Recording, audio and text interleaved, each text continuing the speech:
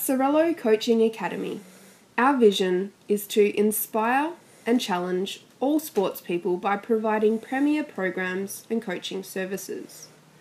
Using the skills and expertise of dual Olympian Chris Sorello, we have developed an in-depth coaching program that will inspire and progress any hockey player to the next stage of their development. Our focus is on creating smart, adaptable hockey players with a unique set of skills that will enhance a team's arsenal. With an excess of 30 skills covered in our programs, we look to strengthen players' weaknesses and create thinking hockey players. We use experts in their field where possible, from goalkeeping coaches to set play specialists. The Sorello Coaching Academy team is available to create and deliver a custom program designed especially for you or your team. For more information, please contact Lou Sorello. Jump on Facebook and like our page.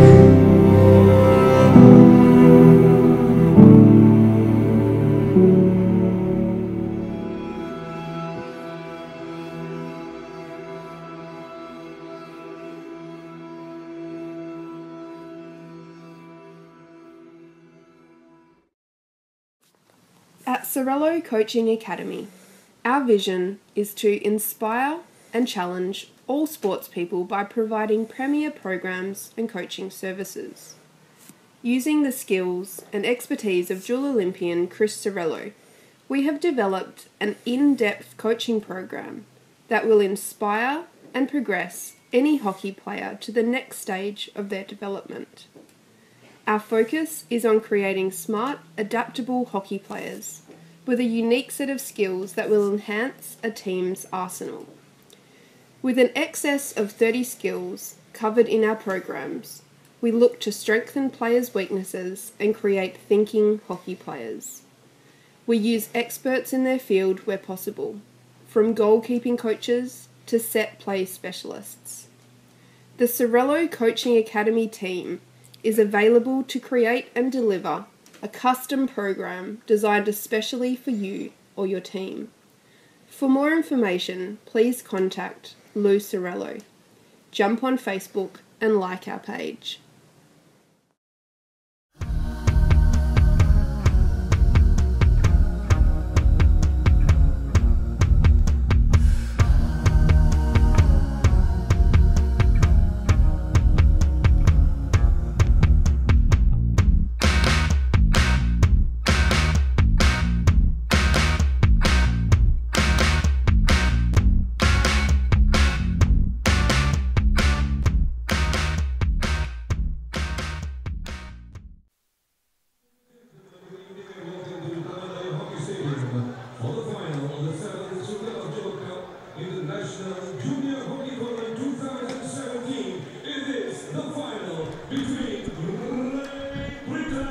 Good evening from the Tamandaya Hockey Stadium in Johor, Bahru. It is time for the 18th match of the 7th edition of the Sultan of Johor Cup, and that is the final in 2017, which will be played between Great Britain and Australia. Two rivals in sports across the globe, and this will be no different, you can be sure of that. Great Britain come into this final the only unbeaten team in the tournament. They managed to beat Australia by 4-2 in the round-robin stage. But that is now history, and Australia, who according to their coach, that was the worst game they played, Brent Livermore, feels that they are up for the challenge today, and they will be a very different prospect to the one that Great Britain faced earlier in the tournament. Should be an absolute cracking game. If we look at it, it's two defending champions. 2015, Great Britain won the Sultan of Johor Cup. 2016, they didn't compete as Great Britain, they competed as England. So it was not defended by Great Britain. And in 2016, it was Australia who lifted the cup.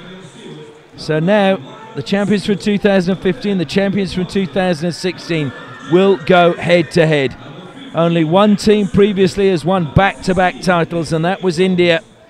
So Australia looking to match the achievements of India. And that Indian side that won the second tournament for them went on to win the Junior World Cup. So I'm sure that that will be something on the minds of the Australian players. It's very interesting to note that in 2015, there are 4 players in the Australian squad from that 2015 squad. There's only 2 from last year playing for Australia, whereas there are 3 remaining players from 2015 for Great Britain and 6 from the England squad last year. Make of that what you may. It'll be interesting to see if it plays any part, the experience of playing here, having played previously, will have any bearing on the result tonight. The good news is the rainstorms earlier, the thunderstorm that delayed the opening game, the 5th and 6th place playoff, meant we're in for a very cool evening. Humidity is really down, and it should be ideal conditions for a top international match of hockey. The players making their way out to the centre of the pitch. They will pause there for the national anthems, and then the action can begin.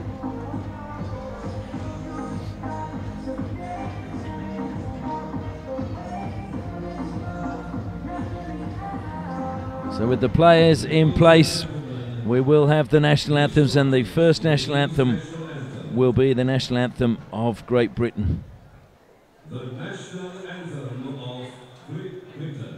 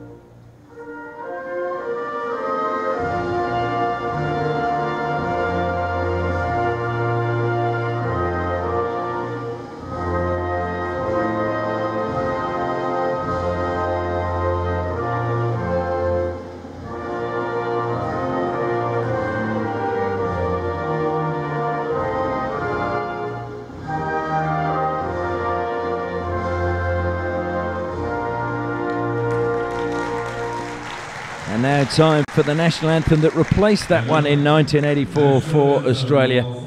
Advance Australia Fair.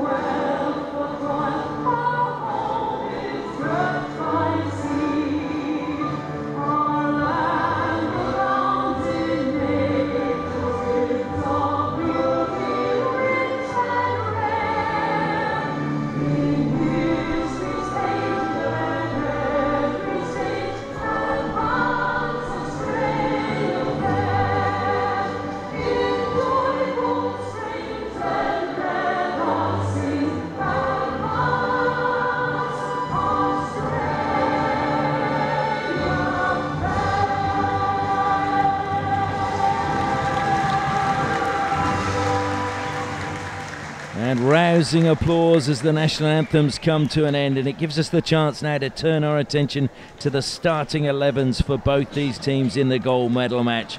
Under the bar, wearing number 1 for Great Britain, is Chris Weifer. Number 3 is James Sutcliffe. Number 4, Gareth Griffiths. 7, their reliable captain and probably one of the players of the tournament, Jack Waller.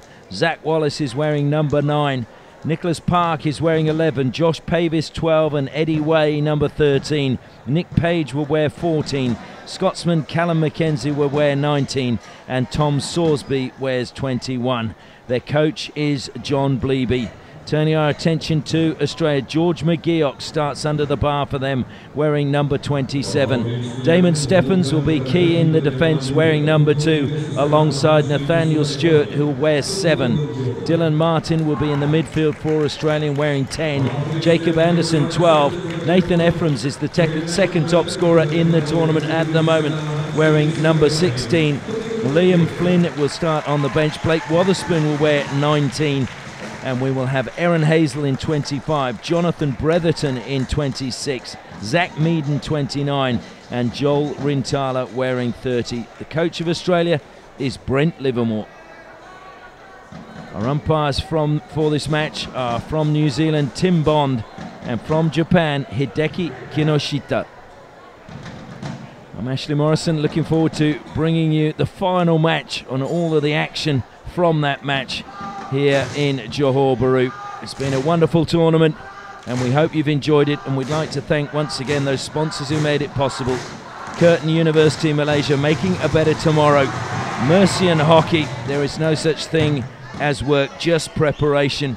And just a reminder that if you like Mercian Hockey on Instagram, Nick Park, who's playing in this match wearing number 11 for Great Britain, you stand a chance of winning his stick, because if Mercian Hockey get to 5,000 likes, they will draw a winner in a draw to decide who gets that stick. We'd also like to thank Sorello Coaching Academy and Access Plumbing, with offices in Australia, New Zealand, Thailand, the UK and the USA. So it will be Australia to push back and get this match underway. Joel Rintala standing over the ball.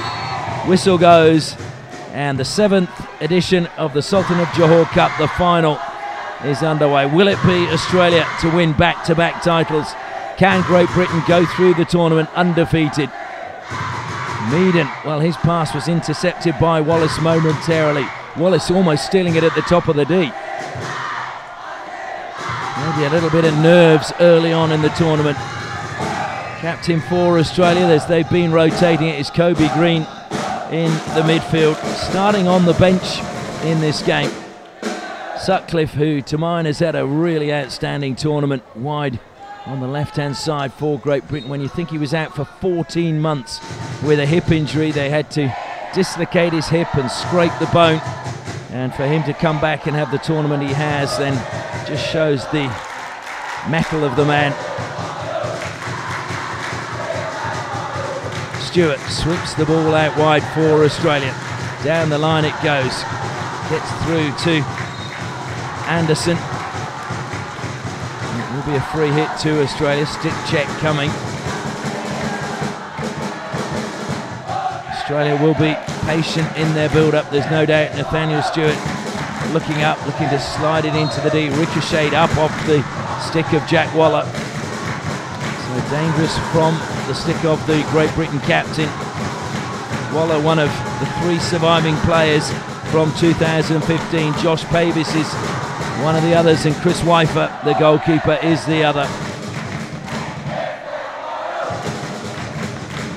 Comes to Waller. Waller, though, for a second was held up by Meaden, and then if he'd have turned round, he would have seen that Meaden had pulled away, and he could have actually moved the ball forward. Instead, he went back, and pressure being applied onto Nick Page. It's Australia firing the ball across the face of goal. Took a touch off one of the Great Britain players, so it will be a long corner. Oh, in fact, it'll be a ball from the side, rather. Although a long corner has been given. Eddie Way being spoken to at the moment.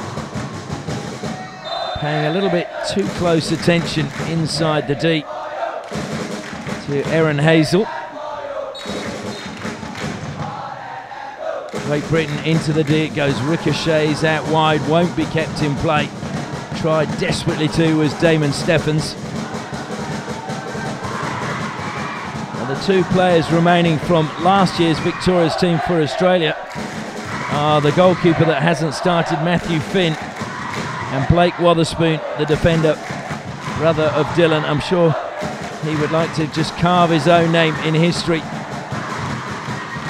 by winning a 2nd Sultan of Johor Cup. Rintala steals possession, breaks forward, gets through 1 tackle. Waller comes out. Waller gives away the free hit, but breaks down the attack. Comes across now. Staines. Staines goes through a gap. Good play by him. Ben Staines still with the ball. Good pass to the baseline. Across to the penalty spot for Australia. Looking to play it into the foot, and it's been done by Kobe Green. And the penalty corner goes Australia's way. With just 3 minutes gone on the clock. And this is dangerous for Great Britain. Australia have the best conversion rate and have won the 2nd most penalty corners in the tournament. 14 from 32, 43% conversion rate. Tournament average at the start of today was at 24%. So it just shows how lethal Australia have been from the penalty corners. Rintala lines up. Nathaniel Stewart is alongside him. Will be Kobe Green to inject from the baseline. They go to the first battery. Rintala sweeps, and Rintala scores for Australia. Plenty of power behind that from Rintala, and Australia have the lead with just 3.5 minutes gone.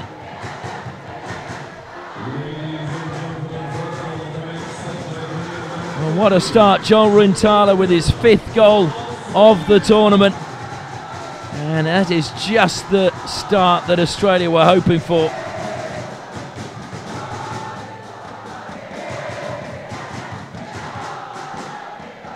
It's the ideal start. They won a penalty corner. They have been very effective from penalty corners, and they've swept it home. So Great Britain, who kept 2 clean sheets in the tournament, not going to keep one in the final. Australia have also kept 2 clean sheets in the tournament. Question is, will they be able to hang on to that and make it 3? Both teams have had 11 goal scorers in the tournament. Great Britain have scored 21 goals, only conceded 4. Australia have scored 32 and conceded 8. Read of that what you may. Kobe Green closed down very quickly, but illegally, according to the umpires. And umpire Kinoshita just saying that he wants no more of that from Zach Wallace. Zach Wallace, though, is a very combative player and has really excelled in the last 2 games for Great Britain. Forward it comes again. Pushed too far ahead, though, by Australia, and right down the middle, nobody there for them. Wonderful atmosphere inside the Tamandaya Hockey Stadium. Forced backwards, good pressure applied. Waller, though, always available defensively. His pass, though, is cut out. Staines liking to play it to the top of the D. Will come back now to Bretherton. Bretherton just pushes it wide. Hazel trying to get inside the D. He's being pestered by Salisbury, and the ball is eventually taken away. Hazel shakes his head in disbelief that he's been penalised for shielding the ball. Sutcliffe looking up as he runs forward and has to check back. As good defensive work by Aaron Hazel. Great Britain, though, using the width, moving the ball quickly. Little run forward coming from Cameron Golden, the Scotsman. 2 Scotsmen in the team, Callum McKenzie and Cameron Golden. And a little no-look pass from Hazel given away. Draper, one of the 2 Welshmen in the side for Great Britain. Ben Francis being the other. Waller playing it up the side, but it just ran away from McKenzie and will go all the way over the baseline, and a 16 to Australia.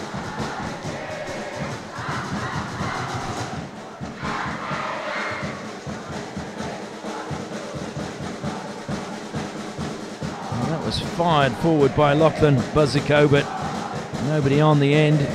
Certainly out wide was Bretherton, but it was a long, long way ahead of him.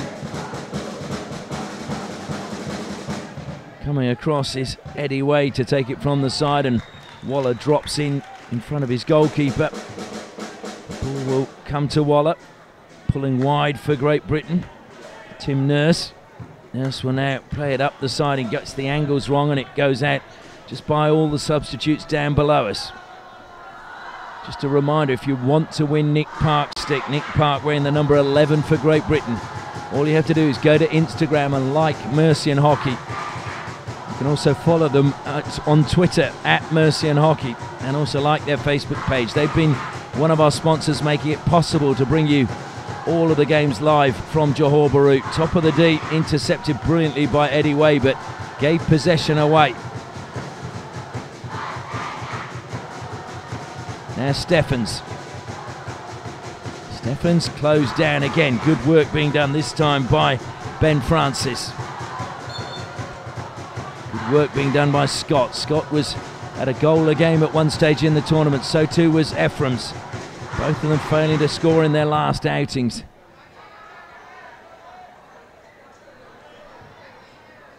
At the moment, Ephraim's is the 2nd highest scorer in the tournament. He has 8 goals to his name. Dilpreet has 9 for India.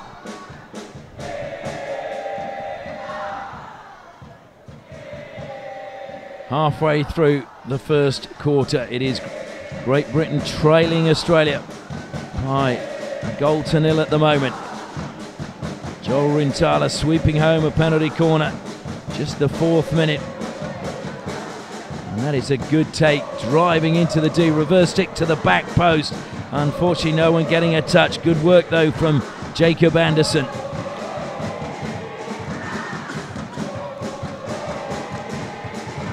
Certainly, going forward in this opening quarter, Australia have looked the more dangerous. And they've been very good at snuffing out the attacks of Great Britain. as they approach that final third. Still a long way to go in the match. Waller sitting deep in the defensive zone. Strong blast on the whistle, and again we're going to have a talking to by the umpires, looking to stamp out any stuff, and Nicholas Park was the man getting a talking to. So that stick could have a little bit more than history on the end of it by the end of the game. Park deflecting it down the line, picked up by Gareth Griffiths. Strong defence from Australia, just pushes it out over the side. Sutcliffe makes his way forward. Calling for it was Pavis. Pavis sweeps it across to his captain on halfway. Waller looking up. Waller such a creative outlet for Great Britain, sitting in the heart of their defence, and when he pushes into the midfield, so dangerous. That is brilliant work by Rintali, surrounded by Great Britain players, and in the end he will get the free hit. But it was sheer perseverance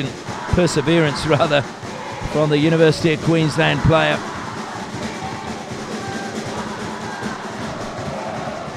Joel Rintala, who played for the Queensland team in the Australian Hockey League, the Blades. His brother played for the Northern Territory Stingers, that is Aidan Rintala. Trying to just play his way out of defence is the captain, Waller. Waller dispossessed. There's trouble now for Great Britain. Strong tackle from Sutcliffe, and he did really well. He forced the offence from the Australian player and can just slow things down again now.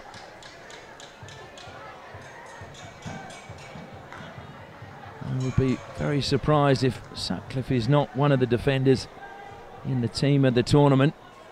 This year there will be a team of the tournament picked by the coaches. And to me, Sutcliffe has been outstanding alongside Waller. Eddie Way has been brilliant. Stewart's been good for Australia as well. Steffens and Wotherspoon. Very hard. I don't envy them picking 4 from the players we've seen throughout the tournament. Lovely turn from Griffiths. Griffiths plays on quickly. Into the foot, was it? Well, not given by the umpire, so it'll be just Great Britain ball from the side. Sutcliffe again making his way forward. Has alongside him in support Nick Page. Page, in fact, will take the ball from the side. Look to play it to the baseline, but went out of play. Just the cohesion not there at the moment for Great Britain. Good work though by Mackenzie, trying to get in that position and receive. We're in the final 4 minutes of the first quarter.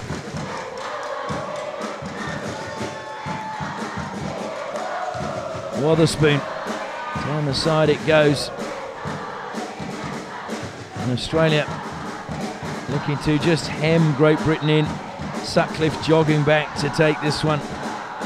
As Pavis there. Pavis then walks forward as Sutcliffe approached the ball. Over the top, brought down well by Mackenzie. Mackenzie finds Scott. Scott turning, Meaden couldn't get past him, and Wotherspoon was there as well. Then it's Staines who steals possession for Australia. Staines, who was recovered from that blow on the knee that he suffered in the game against India.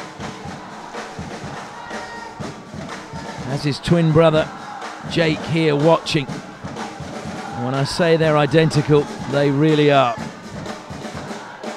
Kept in by Australia. Almost a tennis slap by Hazel to get it back into play. Stolen now out by Nurse. Nurse accelerating up to halfway. Nurse over halfway. Manages to get past Stewart. Then has to just check back as he's closed down brilliantly by Dylan Martin. Still gets the pass away to Sorsby. A little bit of afters between Martin and Nurse, but play continues. And Australia doing really well to close down that avenue through the middle, through Sorsby at the moment. Good play again from Nick Page. Sutcliffe. Sutcliffe getting away from Staines. Sutcliffe going along the baseline. He's gone past Martin, off Martin's stick. Long corner to Great Britain. Just under 2 minutes remaining in the first quarter. Good chance for Great Britain to force a penalty corner and maybe get a goal just before the first break and go back in on level terms. That's an outstanding pass from Eddie Way. Into the D, laid to the top of the D. Kobe Green is there, loses out to Scott and then manages to scramble it clear.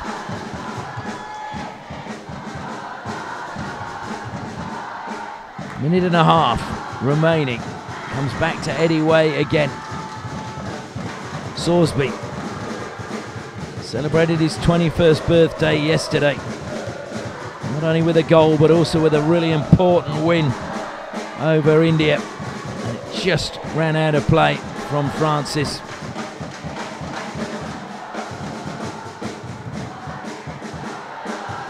Australia will just let the clock run down a little bit here. They were under the cosh.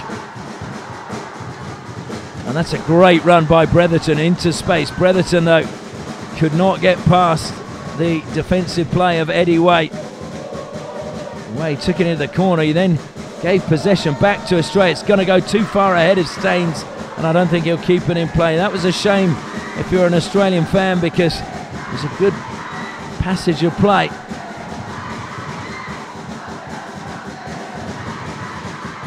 Aerial pass brought down by Scott on halfway for Great Britain. Scott going across the halfway line. Draper running into space, has Sutcliffe outside him. 15 seconds left. Good tackle from Dylan Martin. Martin then gets the short pass back. Comes to Flynn. Flynn, lovely little dummy from him. Flynn accelerating towards the D. Won't get time to get the shot away as the hooter goes for the end of the first quarter. And what a first quarter it's been. Australia taking the lead in the 4th minute from a penalty corner from Joel Rintala. It's been the only penalty corner so far in the match. But Great Britain have shown that they are made of sterner stuff as well, and they've come back into the game. At the first break, it's Great Britain 0, Australia 1.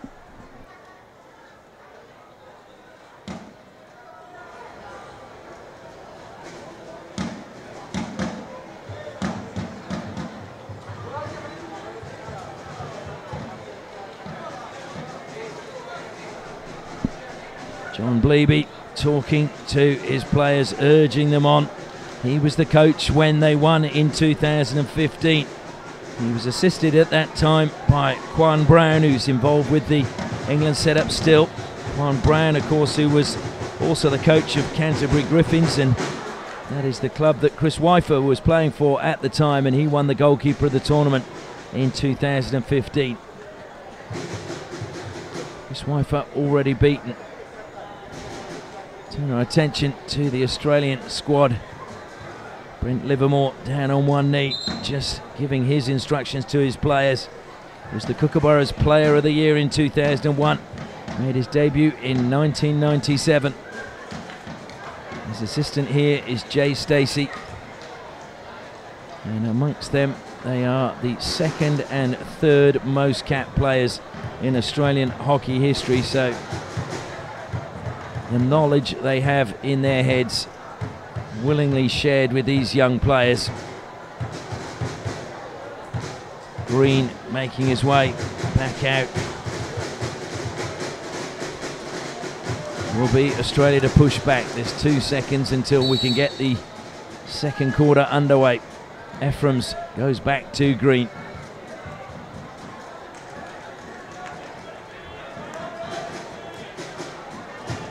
Buzzico is out wide. Green just sitting in that pocket now. Waller applying pressure. He's just been pushed into the midfield. I'm not surprised to see that, because Waller is so creative and he's so hard working. I'm sure he'll drop back into the defence as well. And in fact, that's exactly where he's gone to now. He is a quality player, Jack Waller. In fact, it brings to mind when you see Waller. There's a blog written by Tommy Alexander, who's the Scotland goalkeeper. He was just questioning earlier in the year, as Australia break forward, the benefits of players of Waller's calibre playing for university sides rather than sticking with their clubs. He was with Wimbledon, now with Durham University, and Tommy Alexander was saying that he feels that the top talent is being lost to the top teams and it's damaging their progression. That's certainly a conversation to be had in club rooms all around the country and overseas. It's a good discussion point, and everyone would have an opinion on it.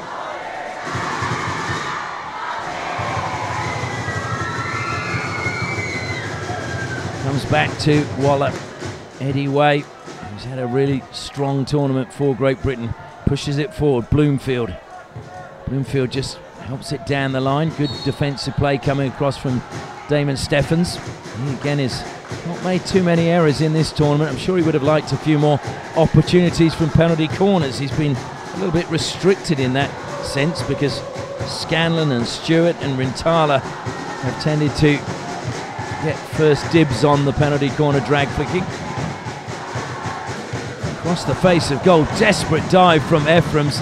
Was looking to try and get something out of the umpire, Hideki Kinoshita. Maybe trying to imply that there was a little push from Eddie Way, but nothing doing. And Ephraim's, as I think I've mentioned in other games, is a really fierce competitor in the Kieran Govers mould. He'll probably say in the Nathan Ephraim's mould, and I probably should accept that comment.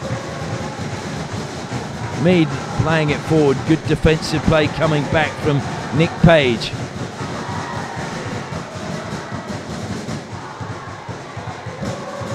Kobe Green. Through the legs, no, it didn't go into the legs.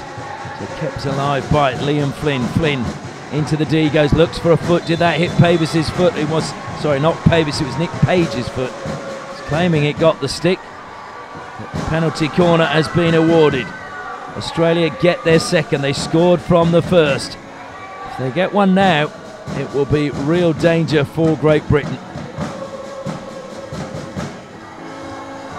Still plenty of time to go in the match. But if Australia get a second goal, they will really make it difficult.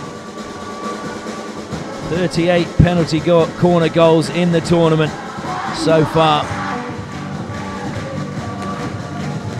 And it looks as if Steffens may well get the opportunity. Maybe the coaching staff heard me saying that. Nathaniel Stewart alongside him. In fact, it goes to Stewart. Stewart sweeps. Good save by Chris Weifer. Still alive for Australia, although good defensive play, and eventually it goes over the baseline. So it'll be a long corner to Australia. Kobe Green calling for the ball. Comes across now. Buzzico helps it forward. And it was just too far ahead of the stick of Nathan Ephraim's.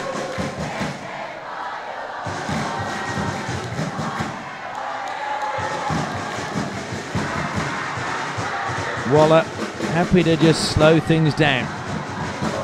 Goes to Eddie Way, way up the side. Good pressure being applied again by Australia, and in this case, Aaron Hazel. Bretherton just has to go back. He's happy to go back to Meaden. Steffens is wide. Steffens, though, just took his eye off the ball. I think he was looking to play the pass early to Kobe Green, and that's what happened. Then this time he just takes it on the shins as Ben Francis looked to play it between his legs. Bloomfield now for Great Britain goes back to his captain Waller. Uses the vertical stick stop, the old style. A lot of the older players prefer that, feel that you've got much more stick to trap a ball with than if you go down with the horizontal stick. It seems to be the preferred method these days. I think we're going to see a card here, and he knew it straight away, sprinting off. Eddie Way with a couple of minutes on the side. Australia with a one-man advantage. 10.5 minutes still to go in the second quarter. Comes out wide to Steffens. He'll be closed down quickly, but he gets the pass away to Bretherton. Bretherton back to Steffens. Now looking to close down is Francis. Scanlon goes all the way back. Stewart back to Scanlon. In comes Francis again. Scanlon looks to peel around him. Came off the foot of Francis. Scanlon accelerates towards the D. Scanlon goes in the D. Good save from Chris Weifer, and scrambled clear again by Great Britain. Pretty sure that was Bloomfield who Managed to get that ball out of the deep. It's good pressure by Australia while they have the man advantage. And that's a good block as well. And now it'll be Great Britain who look to carry it through the midfield. Waller quite happy to take the bumps that come his way. Still with Waller. He was looking to feed the pass forward to Wallace. Comes though to Draper. Draper into the D it goes. Was that? Oh no, it was off the stick. So good defending. For a second, the way it bobbled, I thought it may well have caught the foot as it came off Dylan Martin's stick. Brotherton had made a run forward. So too, good deflection inside the deep. Ball though just wouldn't run through for Liam Flint.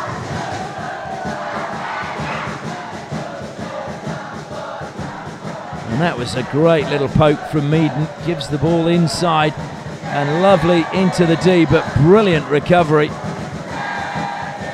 Coming back for Great Britain was Salisbury. And that was a brilliantly timed tackle, and Salisbury frustrated at the stick check inflicted upon him by Isaac Familo.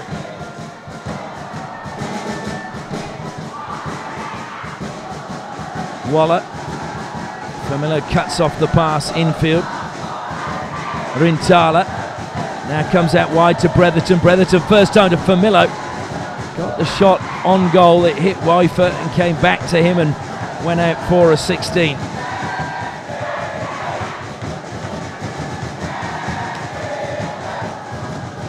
Waller to Sutcliffe. Sutcliffe looks up. That's a diagonal pass. It just took a deflection in. Very good deflection. Across the face of goal. It comes and it's been missed. Well, Finn was exposed. But what a pass that was, and a really brilliant deflection coming off the stick of Callum Mackenzie, creating that opportunity for Great Britain. Australia having switched their goalkeepers, so Finn is now out there.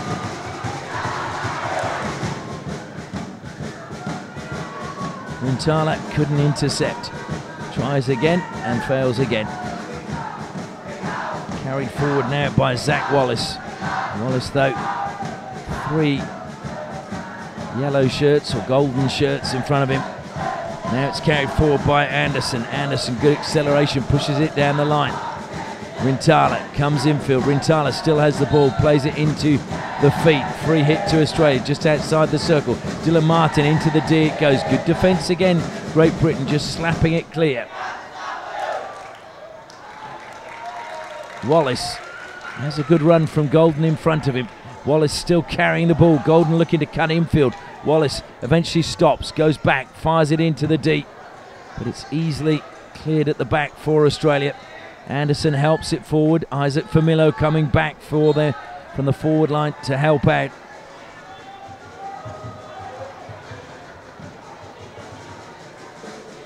Brotherton comes off and Staines comes on for Australia. Scanlon pulls wide. Wotherspoon looks for Scanlon. He has to go back a little bit, couple of paces to collect the pass. He feeds it now to Staines. Staines looks to slide one across the D. Good work by Salisbury again. Just poked over the side by the man whose stick we're giving away, Nicholas Park. Well, we're not giving it away. Mercian Hockey giving it away. If you just like them on Instagram, and they go past 5,000 before the end of the tournament, they are going to give away to some lucky winner Nick Park's stick. And of course the other alternative, if you don't win that, is you can actually buy a stick off Mercian.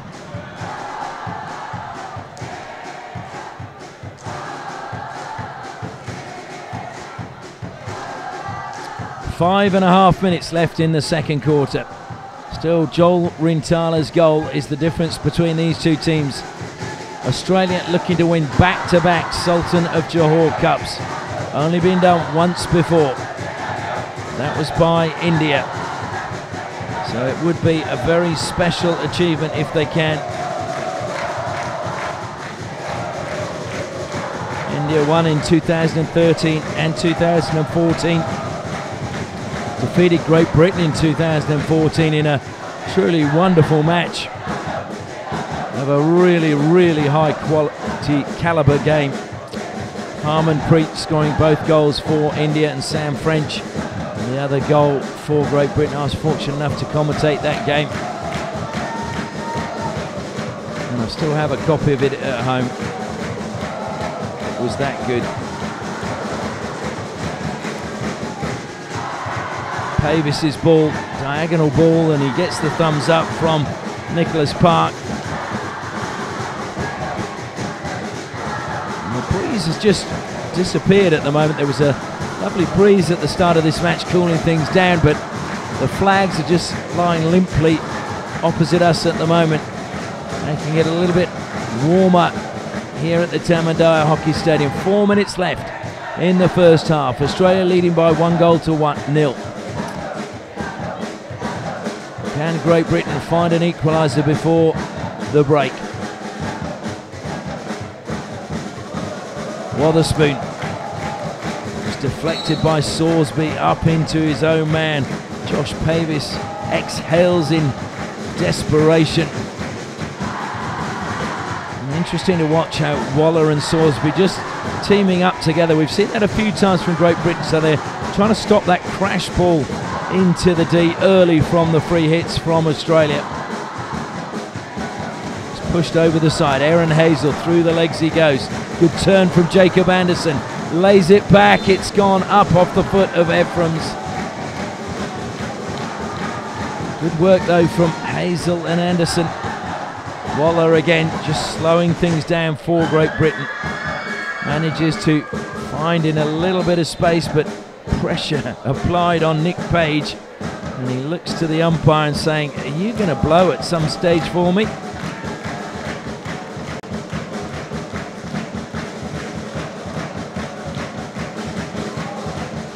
Anyway, back on.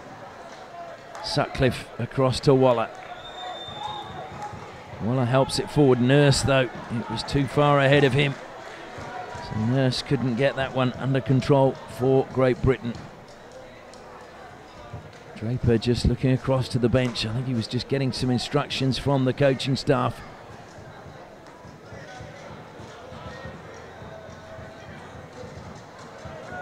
Stewart helps it straight down the middle. Ephraim's collects for Australia under immense pressure from Eddie Way.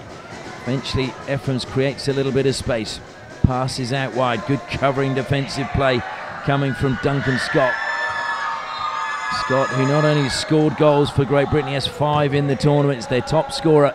He's also done some great work defensively. Ball comes infield now to Page. Page helps it forward. Scott again on the reverse, helps it down the line to Griffiths. Griffiths, short little pass, continues his run into the D.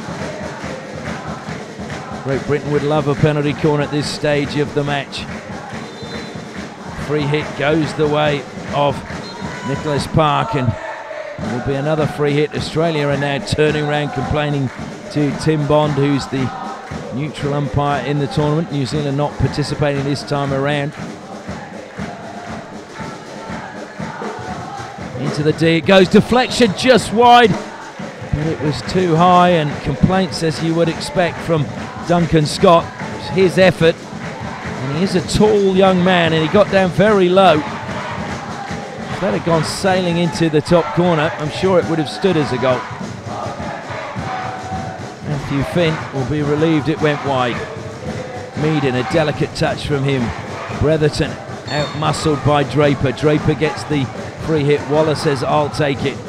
Waller just flicks it over the top, having to chase and keep it in play, and does well to get down to the corner and actually keep that in play, because it looked for sure it was going out of play. Griffiths doing well.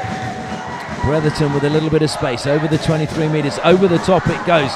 Flynn brings it down. He'll be closed down immediately. And he was. It was in fact Aaron Hazel, not Flynn, my apologies. And Eddie Way in a deep discussion with Hideki Kinoshita. We've got 9 seconds left in the first half. Great Britain will just run the clock down. Eddie Way plays it out to Sutcliffe. And Sutcliffe will, well, he spun, went to ground. But that is the end of the first quarter. Sutcliffe complaining. And he needs to watch it.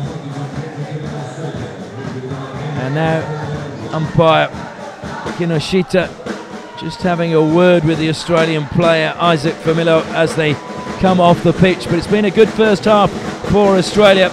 A goal early in the first quarter from a penalty corner scored by Joel Rintala means that they go into the half-time break leading by 1-0. It is Great Britain 0, Australia 1.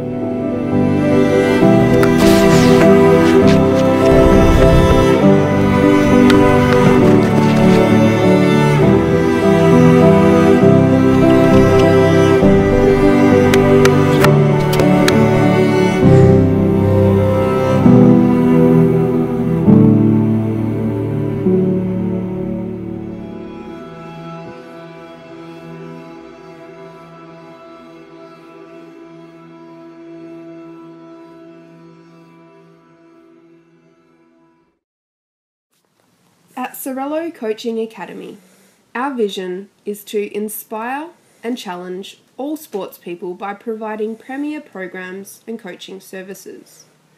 Using the skills and expertise of dual Olympian Chris Sorello, we have developed an in-depth coaching program that will inspire and progress any hockey player to the next stage of their development. Our focus is on creating smart, adaptable hockey players with a unique set of skills that will enhance a team's arsenal.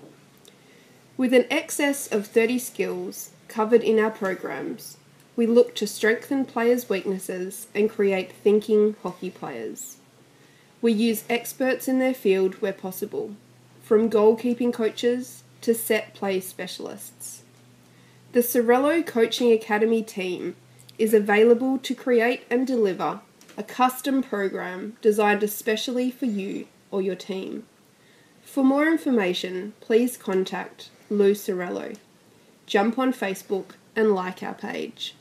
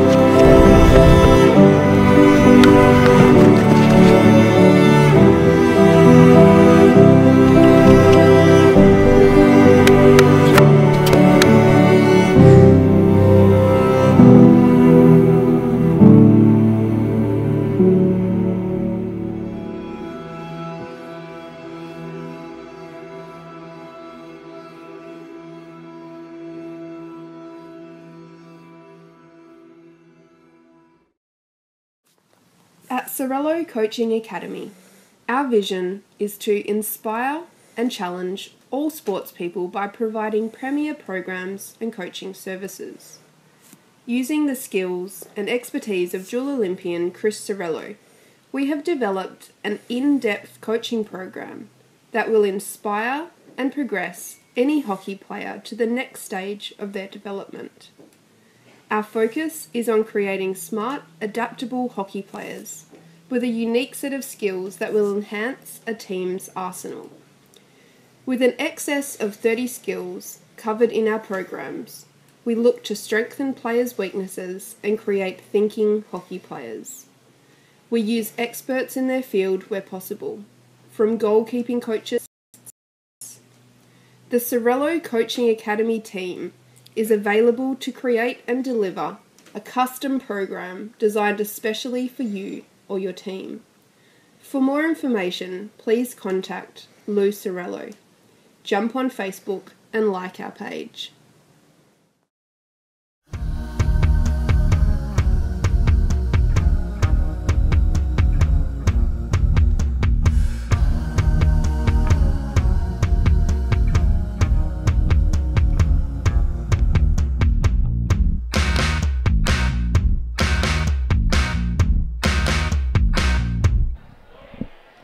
Welcome back to the Tamandaya Hockey Stadium. The second half of the gold medal match about to get underway. It is Australia versus Great Britain, and Australia are leading by 1-0. It was a scintillating first half. We've had a Malaysian musician getting the fans rocking during the half-time break. If you've just joined us, India won the bronze medal with a 4-0 win over Malaysia. And our thoughts go out to their coach Jude Felix, who's literally rushed straight to Singapore to catch a plane back to India where his mother is sick. So we do send our thoughts to him, and hopefully he gets home safely.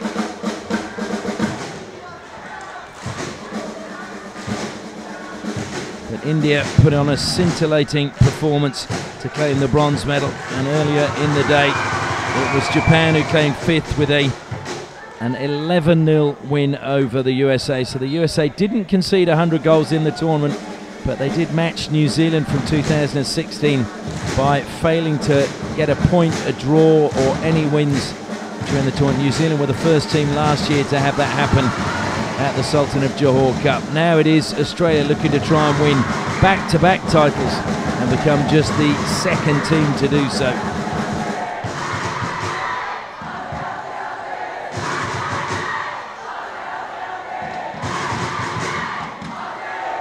Australia off the ball at the moment. Happy to carry forward is Stephens. Stephens throws the long diagonal pass, and it gets all the way through to Isaac Famillo. Famillo, good skills from him, into the D it goes. Just ran away from one of his best mates, Aaron Hazel. That would have been a goal made in Tamworth if they'd have actually finished it off. And there's a good break for Great Britain. Nick Page driving down the right-hand side. And out of play in the end, but it will be a long corner to Great Britain. Draper had taken up a really good position in the centre of the D.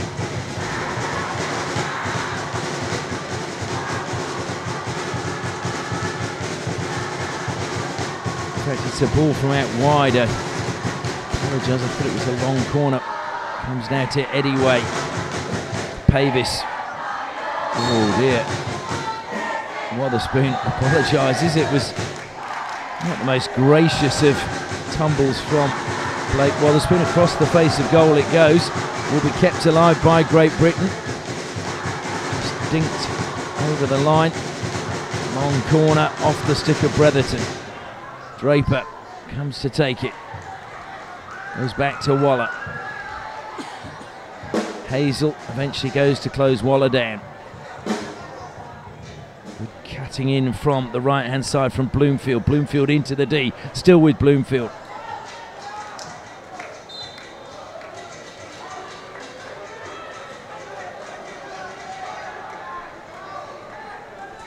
Well, certainly Great Britain starting the opening 3 minutes of the second half with a lot more purpose and trying to pressure Australia in their final third. Martin just drawing Mackenzie towards him and then passing back to Wotherspoon. He deflects it down the line. Vermillo and Anderson, but coming across. Pavis will take it into the corner. Anderson with Ephraim's will try and hem him in the corner. Comes to Ephraim's. Ephraim's then off Waller. A long corner to Australia. In fact, it's a free hit just outside to Australia. Ephraim's tries to turn. Ephraim's has turned. Ephraim's has scored, and Ephraim's gets his 9th goal of the tournament. But more importantly, he gets Australia's 2nd goal in this final. We've seen Nathan Ephraim's do this in the tournament throughout. He doesn't panic. He just seems to hold the ball for that split second inside the D. And just for a second, the defender wonders what's going on. And then he pounces. So Ephraim's gives his team the lead again.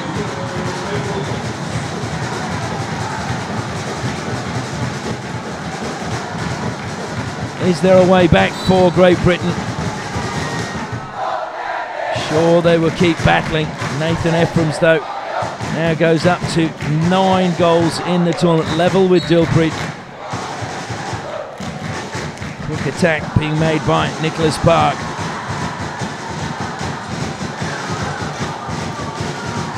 It'd be great if Park could score with that stick, because it's being given away after the match if we get to 5,000 likes on Mercy and Hockey's Instagram page.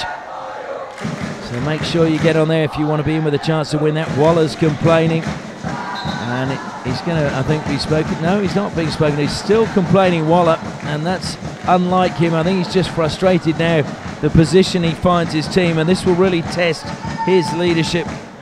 Jack Waller, who hails from Thames Ditton, played in 2 previous Sultan of Johor Cups, 2015 and 2016. So he's got the experience.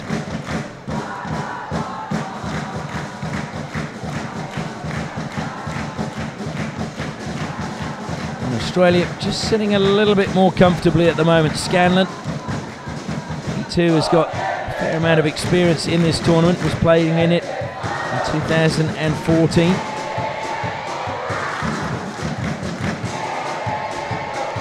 Scanlon was actually the first Victorian player to play international hockey fives when he played in a youth Olympic qualifier in Vanuatu. That's his claim to fame. Sorsby, one of the players Great Britain need to try and get a little bit more involved and a little bit further up the pitch. Waller away. There's nothing on going forward for Great Britain at the moment. Sutcliffe is wide. Intala just trying to cut down the pass down the side and full stretch to try and keep possession of that. Sees Great Britain lose it, and now it's Flynn. Flynn with Waller in attendance. Flynn into the corner he goes, lays the ball back. Anderson collects for Australia. Looks to play it back to Flynn inside the D. It was a good turn, but good defensive play from Sutcliffe. Sutcliffe was the man who just took it away from Flynn as he was looking to turn and get on the forehand and fire off a shot.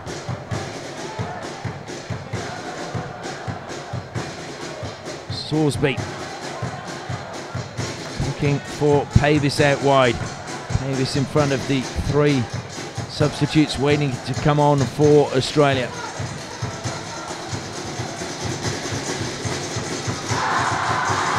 Australia just shifting really well at the moment across the pitches. Nathaniel Stewart, brilliant turn from him, picks up the ball, feeds Staines. Staines almost dispossessed by Sorsby. Sorsby can't believe he's the player penalised. He felt he'd played it onto Staines' stick and then it went up into Staines' body. The umpire feeling it went directly off Sorsby's stick into the Australian's body. Meaden helping it forward. Sorsby just letting that run.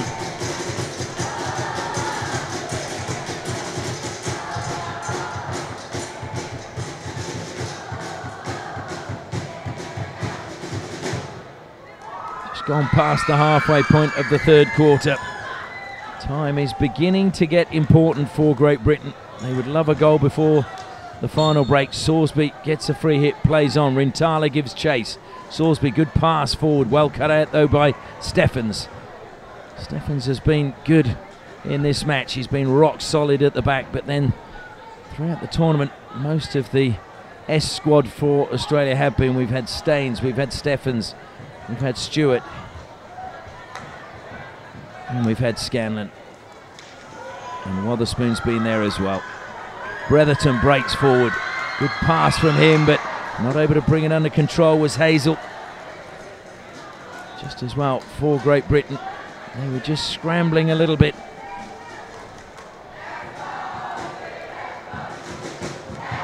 Griffiths, who was so lively in the first half for Great Britain, has just been starved of any possession.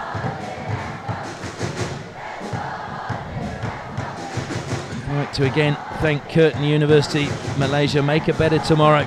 A world-class university in astonishing Borneo. If you'd like to come and study in Malaysia, please contact Curtin University. Also the Sorello Coaching Academy. Chris Sorello, the former Kookaburra World Cup winner, Olympic medalist. He's offering coaching wherever you are in the world and to share his experience. And also Access Plumbing. We've been involved in some major projects around the world, including the new Perth Stadium, also the Wembley City Centre in London. Deflection away by Ephraim, stopping the ball, getting it to its intended place in Nick Page, but one back by Page and hits the turf. Free hit to Great Britain. This is a good chance for them now, but Australia flooding players back into their 23-metre area. Into the D it goes, and at the back post, trying to fire that home. Came up, I think, off an Australian stick. Very, very close to an equaliser, or certainly lessening the gap, not an equaliser, because it's 2 goals at the moment. And we've not got the 2 goals for a field goal roll here at the Sultan of Johor Cup. Australia trying to play their way out again. And then they throw a long overhead. Rintala's chasing Waller. Plays it. Waller just gets away from Rintala with relative ease, as Rintala was still moving at quite a rapid pace. Sutcliffe just goes round the player, and the free hit, and we're seeing a few Great Britain players hitting the turf rather dramatically at the moment. Just get the feeling they're trying to tempt the umpires into giving a card. Page. Sorsby closely watched by Rintala, and alongside him as well was Isaac Famillo. Famillo chasing him now. Waller over halfway, helps it down the line to Sutcliffe. Sutcliffe, who's got a lot of return down that right-hand side, just sitting in that little pocket, not being picked up by many of the teams, but he was closed down fairly quickly by Australia that time. Pavis is pulled wide on the left-hand side for Great Britain. Short little pass, that's a good run by Sorsby. Sorsby into the D. Sorsby driving towards the goal. Sorsby looking for a foot, but good defence from Australia. And pushed out of play. So they'll be under pressure again. As it comes in from the side from Waller. Goes back to Eddie Way. In fact, it was Pavis from the side and Waller playing it forward there. Well cut out inside the circle. And Australia appealing for the free hit, not given. Played on quickly by Page, top of the circle. Forced to go wide. It's going to be a foot race to keep it in play, and the Australian player just putting the ball out over the side, so it is a Great Britain free hit. 2 balls on the pitch. Golden decides to leave it for Pavis. Pavis driving along the baseline. 2 Australian players stop him. And again, it just goes out off the stick of Isaac Famillo. Comes back now to Eddie Way. He goes across the field to Waller. Sutcliffe, good tackle by Meaden. Sutcliffe had almost gone round him.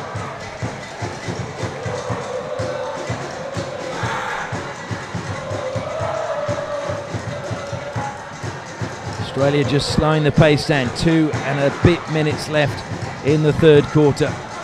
Second goal to Australia has really put them in the driving seat at the moment. Buzzico just cutting infield. He was looking for Meaden and he's given possession away.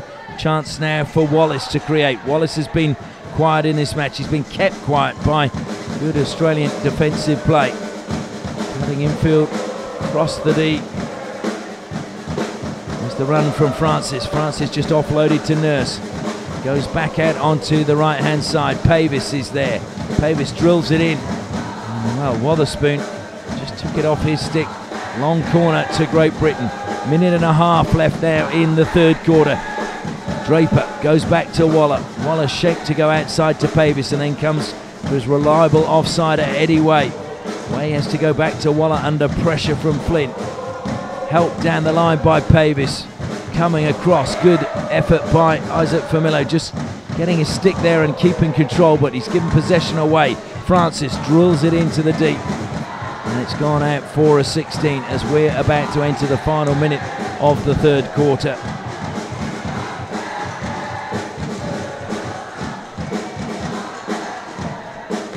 When these two teams met in 2016 when it was England playing, it finished 2-all. There's nothing to choose between them. Earlier in the round robin it was Great Britain who had the ascendancy and were victorious 4-2. Brent Livermore said he didn't believe his team could play as badly as that again. Certainly tonight the midfield has really starved Great Britain. A ball going through the midfield into their forward line. Wallace has been a real threat throughout the tournament. He's been starved of any decent ball. Scott, who's worked hard, and Waller's been restricted very much at the back. Wotherspoon taking the ball out of the air, runs it out of play, and the hooter will go just as Golden wanted to play on. So we're into the final break, and it is Great Britain 0, Australia 2 in this gold medal match at the 7th Sultan of Johor Cup.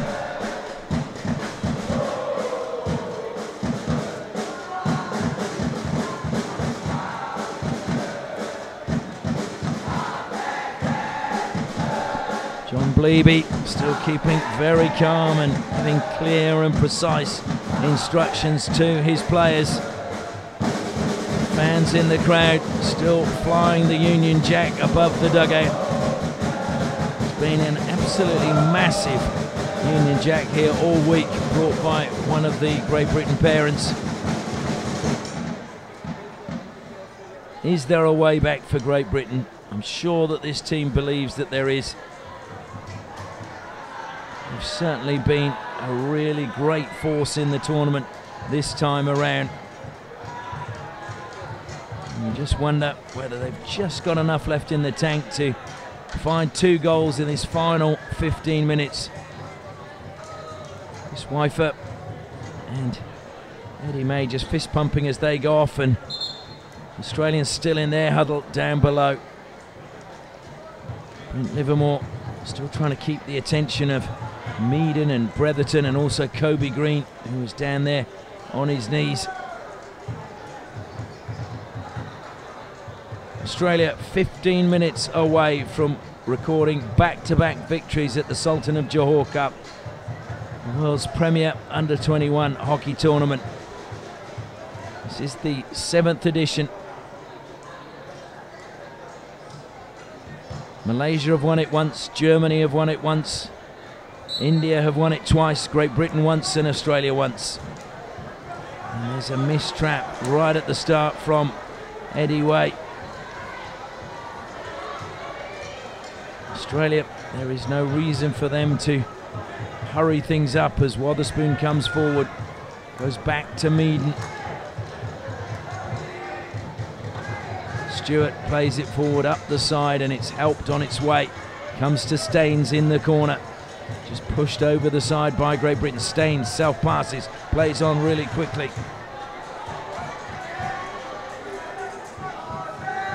Finally, it is Great Britain's ball as they look to come forward.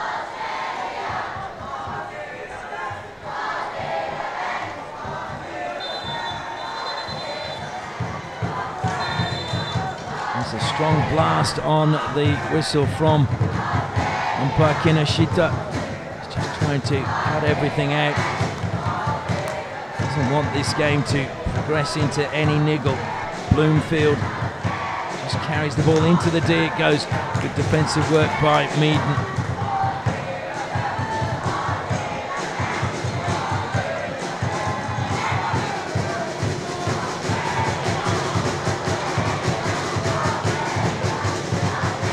Sutcliffe with a little bit of space. Just tops the ball as he was trying to play it across the circle.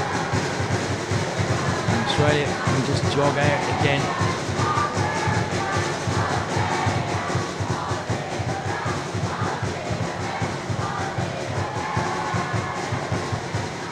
Wotherspoon just holding the ball up and throws the aerial pass, and coming into Rintala's, Ephraim's space rather, was Eddie Way. So now it's Nathaniel Stewart. Jerry Knights at the Southwest Sydney Academy many years ago tipped out Nathaniel Stewart to be a star in the making. Certainly he's had an outstanding tournament in the heart of the defence for the Australians. He was voted by Camden Council the Young Sports Personality of the Year in the male category earlier in 2017. Hannah Trethaway, the cricketer, was voted in the women's category. Taking a tumble is Buzzico.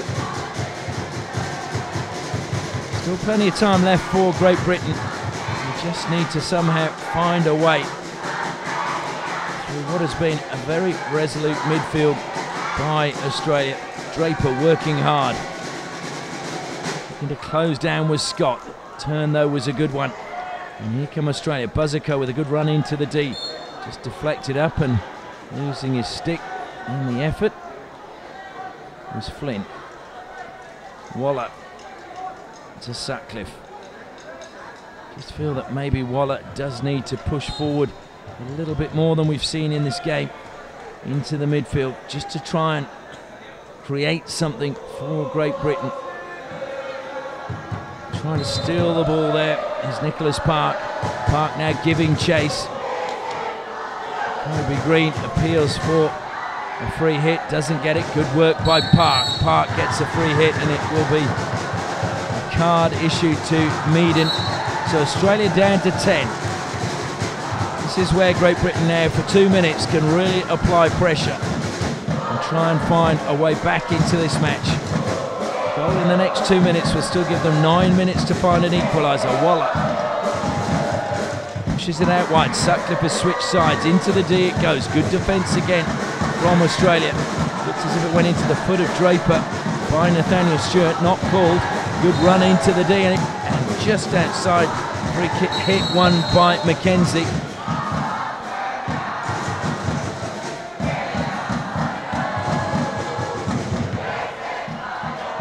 Great Britain wanting to take their goalkeeper off. And that's probably not a bad move at the moment. And Eddie Way having to put the shirt on. So they have an extra 2 outfield players now with Australia down to 10. They need to make it count.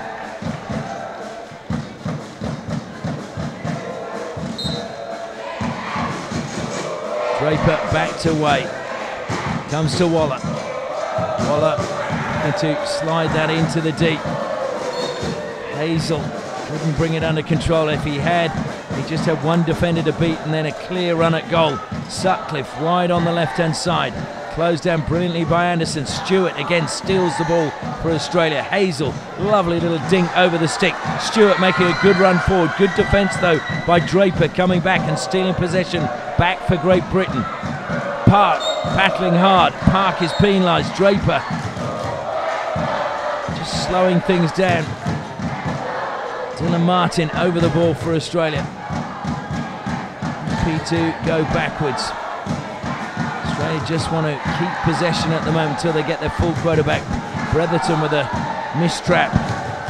Ball just left by Ben Francis for his captain.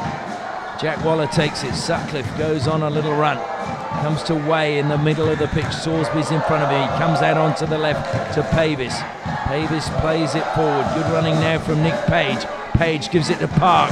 Park looks to cut infield, and Anderson plays it out over the baseline. It'll be a long corner to Great Britain. Salisbury takes it, sweeps it out wide to Sutcliffe on the right. He's got space. Into the D goes Sutcliffe. Deflected just wide off an Australian stick again, so another long corner. And the kicking fullback, the shirt will come off Way as Chris Wyfer comes back on for Great Britain.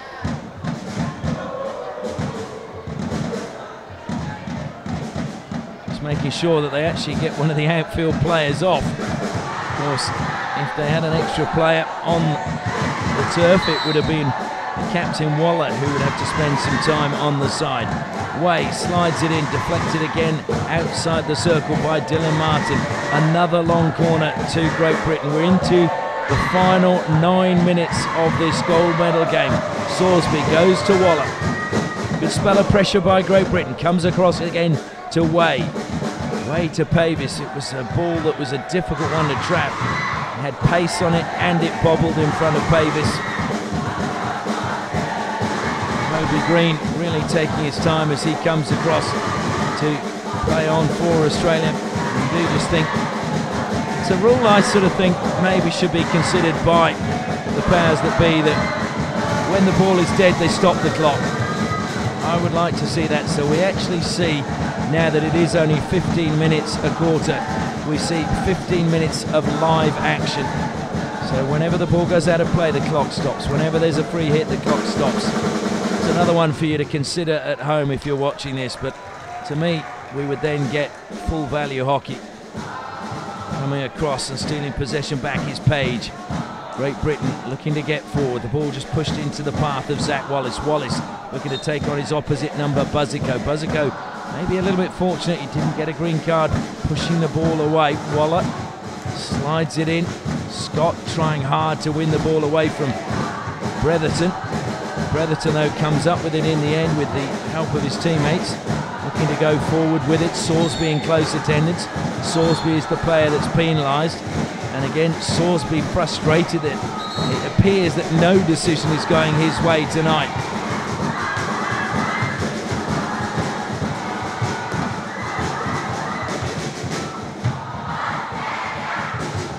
Seven and a half minutes left in this final here at the Sultan of Johor Cup in Johor Bahru. Australia, who lost to Great Britain in the round robin game, are at the moment leading by 2-0. Can they hang on, or can Great Britain find a goal and give us a really exciting finish to what has been a great tournament? Stewart will clean up at the back. He'll try and shepherd that out of play, but he won't be able to. And that was great play. I think it was Francis doing the great work for Great Britain. Francis hits the deck and he feels he should have got a free hit. It's the Australian player who's down injured though at the moment. Slow to get to his feet, and an apology coming from Francis. I think it was Stephens who hit the turf.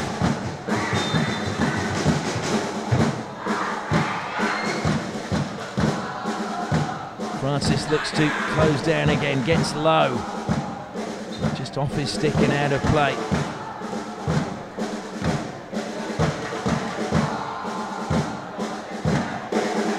And this is exactly why I feel time should be stopped, because it's just taking way too long to get on with the action.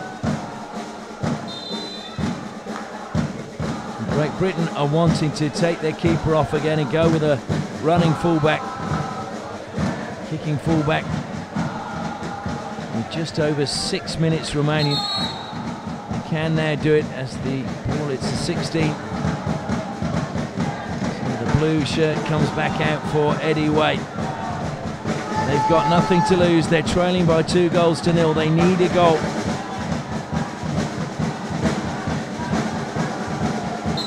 John Bleeby showing his intent.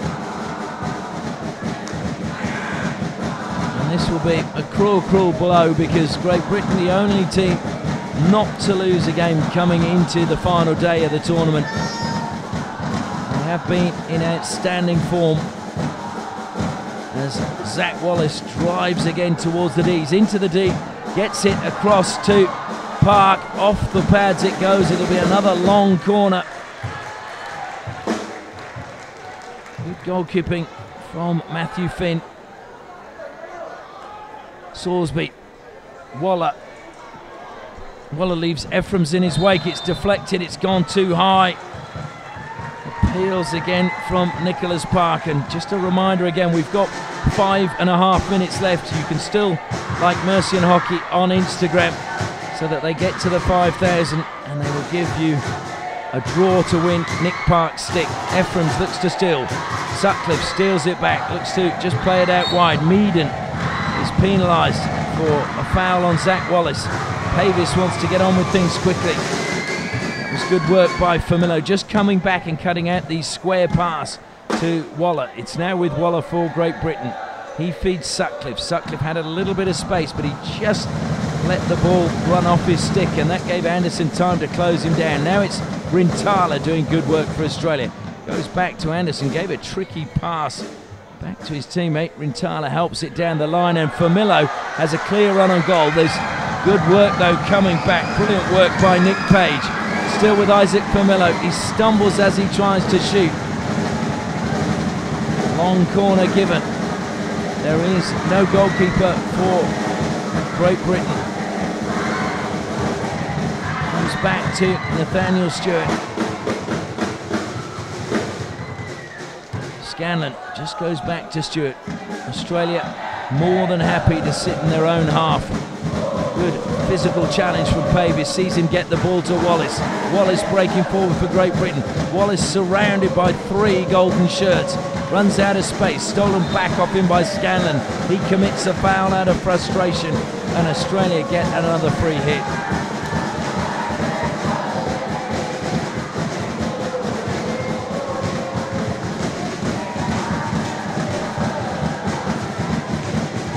Meaden forced to go back. Good work being done by Griffiths. And now it's Francis trying to close Meaden in. Britain need to apply the pressure. It comes off the foot of Sutcliffe. Frustration from him. Breverton now breaks forward. There's good movement. Rintala was to the right. Instead, he went to the left-hand side and came off the foot of Isaac Famillo, and he will get a card for kicking the ball away. It's a yellow card. So Australia will be down to 10 for the remaining 3 minutes of the match. And when you consider that there is no goalkeeper for Great Britain, they have a 2-man advantage out in the outfield. Good turn, good run from Scott. Scott looks to play it in. Again, it went into the turf. Cleaned up at the back for Australia by Wotherspoon. Just thrown the length of the pitch.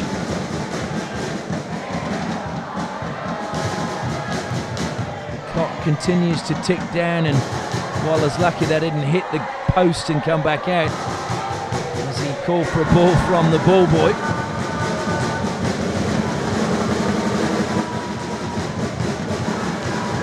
Sorsby. Short pass to Waite. There's still 2 minutes left in the match. Great Britain score now. Anything can happen. We go to a shootout if they do get level. Waller to Waite. Australian defence shifting from left to right and back again. Waller just trying to stretch them. Pavis out on the right-hand side. Pavis just leaving the ball behind as he looked to take on Staines. Played it into the foot of Staines, so it will be Great Britain ball out wide on the right-hand side. Pavis, he came to hockey after he broke his wrist playing football and couldn't play, and just picked up a stick watching his brother play. And he's never looked back since.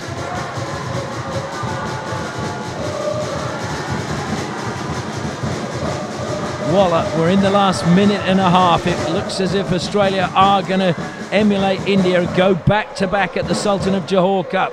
Kobe Green spins, tries to get away. Hitting the deck is Nicholas Park. Wallace again working hard, trying to weave his way in. Penalty corner to Great Britain. This is a golden opportunity. It's their first penalty corner of the match, believe it or not. And we have 1 minute 7 seconds left on the clock. Conversion rate has not been the best for Great Britain, just 18%, 6 from 33 in the tournament. Almost every penalty corner we've seen them take, they've shifted the castles at the last minute. Waller needs to have a good injection. He makes his way down.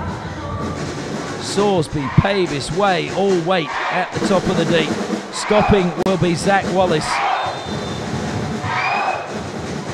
Sorsby's there, he'll go for the deflection, comes to Way. Pavis into a foot, I thought, of Kobe Green. The stick's gone flying and it hits the goalkeeper. Well, you don't see that very often. Matthew Finn struck on the pads by a flying stick. Stick of Zach Wallace.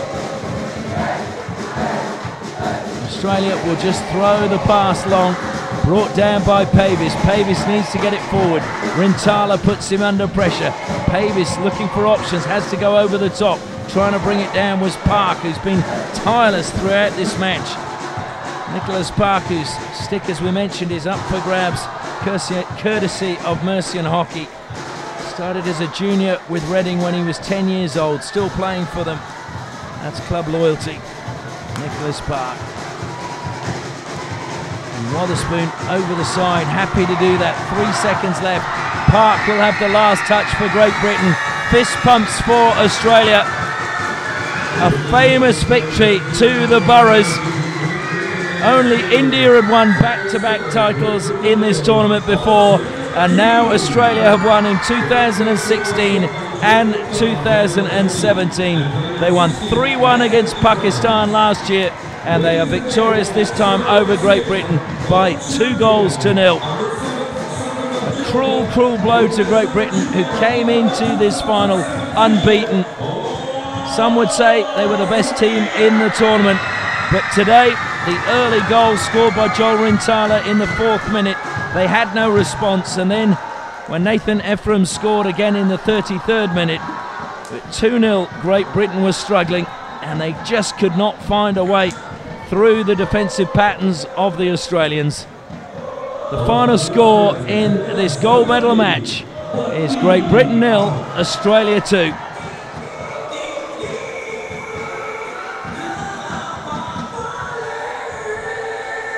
So Australia will be crowned the champions shortly as the stage comes out onto the Tamandaya pitch. Smiles all around. Nathan Ephraim's equal top scorer with Dilpreet in the tournament.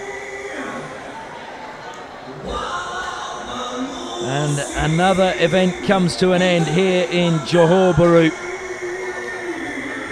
I would like to thank all of the sponsors for making it possible. Curtin University, Malaysia, again for their support, a world-class university in astonishing Borneo. Curtin's courses are innovative and grounded in the real world. And of course, Mercian Hockey, to take the game further and to achieve on every level. Please like them on Facebook, follow them on Twitter, and like them on Instagram. And if you need hockey equipment, go to Mercian Hockey at mercianhockey.com. If you're looking for coaching, Chris Sorello could be your man, and you can contact his dad Lou at Sorello Coaching Academy. All the details in all of the live streams of the games coming to you from Johor Bahru. And finally, Access Plumbing with offices in Australia, New Zealand, Thailand, the UK and the USA. They're not domestic plumbers, they're industrial plumbers.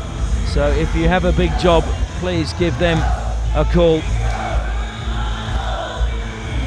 We thank all of you that have tuned in over the last week to all 18 matches. We've had 125 countries around the world tuning in. We've had viewers in the Sudan, we've had viewers in the Bahamas. It's been great to take hockey to the world, and we thank you for tuning in. We will stay live for the presentation, and we will give you the announcement of the team of the tournament.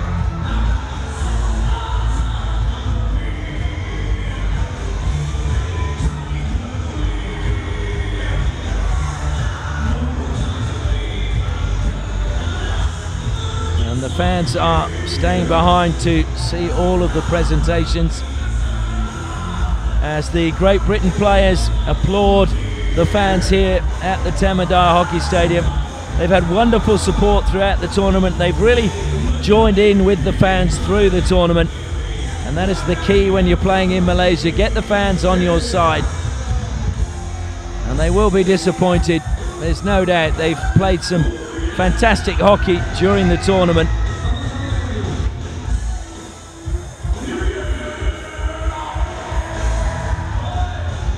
Australia will be ecstatic though, and it is a real blow to these young Great Britain players. 6 of them played last year for England in 2016, where they lost the bronze medal match in a shootout to Japan. Not sure whether this will be more painful than last year. The support for Australia still staying behind, and the Australian players now acknowledging the locals who've come out to support them. Only 2 players in the team for Australia from last year, and that is Blake Weatherspoon and the goalkeeper Matthew Finn, who fittingly was on the pitch when the final whistle sounded. McGeoch, well, he played a big part, hence he's getting a hug from his teammates. This team only had 4 days preparation. The Australian Hockey League really limited the preparation for the team, so they all went home after the Australian Hockey League finished to their various states around the country, and then flew into Singapore a week ago last Monday, and then they just met up, had a small camp in Singapore before heading to Johor Bahru and starting the competition. And maybe in some ways Australia were lucky that their opening game was against the USA, so it was not too hard a day at the office, and they won that by 19 goals to 0. The second game they won against Japan, and that was not an easy game. All 4 goals coming in the 3rd quarter of that match. They then lost to Great Britain by 2 goals to 4, beat India again in a very tough match 4-3, and then beat Malaysia 3-1. And then, of course, in the game that mattered today against Great Britain, they are victorious by 2 goals to 0. Great Britain go into a huddle to our left-hand side. John Bleeby talking to the players, and no doubt encouraging them and telling them that they have every reason to be proud of their achievements here. They were victorious 1-0 in a hard-fought game against Malaysia. Duncan Scott scoring in that game. They then won 11-0 against the USA. Beat Australia 4-2, beat Japan 3-1, and that was a tough game as well for Great Britain. Talking to John Bleeby, he said he was glad to get that one out of the way. And then another tough match was the game against India, where there was a little bit of controversy in that match. Certainly Sorsby playing on from a bully and then causing a penalty corner from which he then deflected the goal home was the major talking point in the game. India certainly felt very aggrieved. But Great Britain deserved to be in the final, there was no doubt about that. But unfortunate for them today, Australia were a different team to the one they played earlier in the round robin.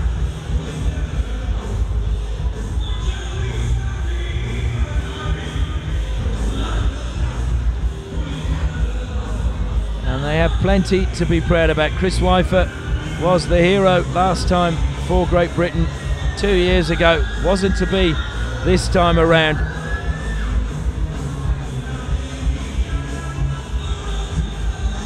Just waiting for the presentation to get underway. Must admit, I've been handed the team of the tournament, and I have to say there's a few surprise inclusions from my perspective. And there's a few players even out of position in the decision process.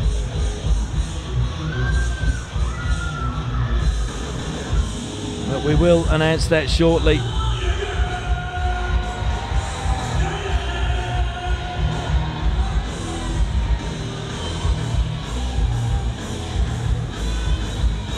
Just waiting for, I think, the VIPs to be invited down to pitch side, and hopefully that will not be too far away. We will then have the individual awards first, followed by the Fair Play Award, the Man of the Match, the top goal scorer, the best goalkeeper, and the most promising player. And then it will be the medals presented to the 3 teams who came first, second and third.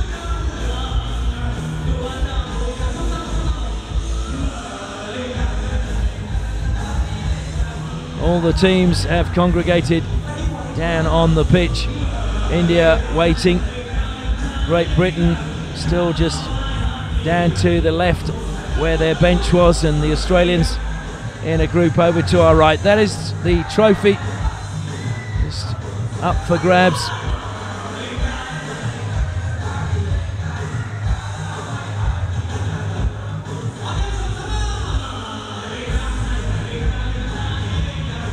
Well, hopefully proceedings will get underway very shortly. And I think we're seeing some of the Great Britain players giving some of their gear to some of the young fans, and that is always a very popular gesture in these parts. So we are about to get the closing ceremony now underway. Thank those of you that have stayed with us. May we invite His Highness the Sultan the Sultan of Johor, accompanied by all the VIPs, to the pitch for the medal ceremony. So the VIPs will now make their way down to pitch side.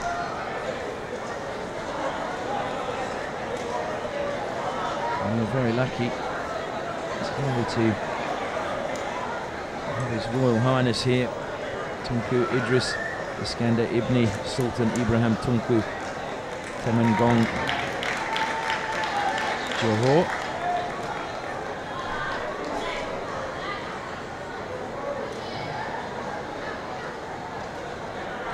As the VIPs will take their seats, and then we will have the individual awards first.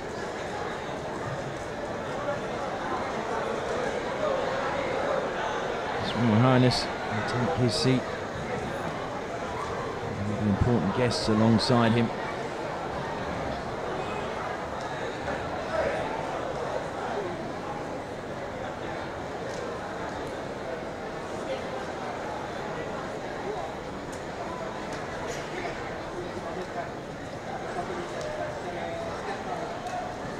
And they're finally taking their seats now. Your Highness, so we can get proceedings underway. Thank you to the teams who work very hard behind the scenes to make this tournament go smoothly and a success. Please, round of applause for First of all, we're just thanking the officials, and his team of tournament director Adam Webster, and of course all of the umpires and all those that have worked so hard here at the stadium to We will make now everything start the go. ceremony by the presentation of the first ever Sultan Johor Best 11. Now will be the presentation of the Sultan Johor 11. These are the 11 best players based on the positions selected by a panel comprising of coaches and journalists. And it is going to be an annual award. And I have to say there's a few surprise votes in here from my perspective. Please get your place at the podium, and they are. So in Chris Wyfer in goal has been selected as the goalkeeper for the team.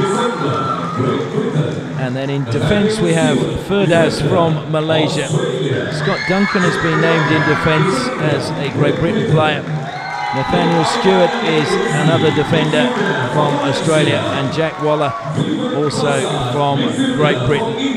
Then in the midfield, Nick Iman, the captain of Malaysia, who I have to say I've seen him play a lot of hockey, and I don't think this was one of his better tournaments, but he is in the lineup in the midfield alongside Vivek Prasad of India and Ikeda Mizuki from Japan. And then in the forward line we have Akimullah for Malaysia, Nathan Ephraim's from Australia, and Dilpreet Singh from India. Certainly Ephraim's and Dilpreet Singh thoroughly deserving their positions as well in the team.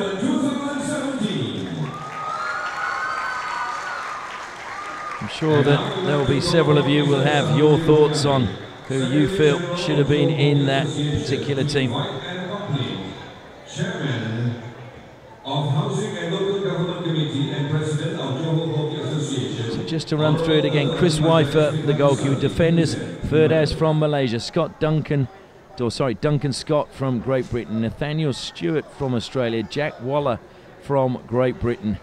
And then the midfielders, Nick Iman from Malaysia, Vivek Prasad from India, Mizuki Ikeda from Japan, and the forward line made up of Akimullah from Malaysia, Nathan Ephraim's and Dilpreet Singh.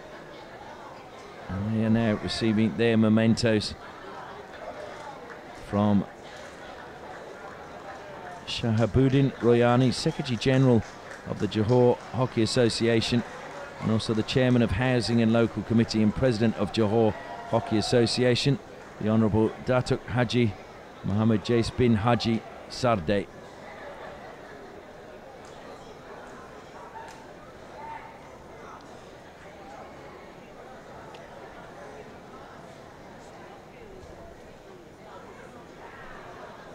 Now, there are always decisions in competitions like this that cause debate after a tournament is over, and I'm sure that some of these selections will have that effect with several of our viewers who've watched throughout the tournament. Ladies and gentlemen, let's hear it once again for Sultan Johor Persib. Next up will be the Fair Play Award. And the Fair Play Award is for the Fair Play Award. Will be presented by Mr. Shamsul Harun bin Anwar, Vice President of the Johor Hockey Association, along with Adam Webster, the Tournament Director. And the Fair Play Award at these particular 7th edition of the Sultan of Johor Cup is being awarded to the USA. The United States, who had a really tough time here. They only had 15 players in the tournament, and then they conceded in the end 95 goals in 6 games. Failed to score a goal in the tournament, but they will go home with something to remind them of their trip to Johor Bahru. And I'm sure all the young players in their team will relish that they've got something, but they will take the experience back and look to build on that.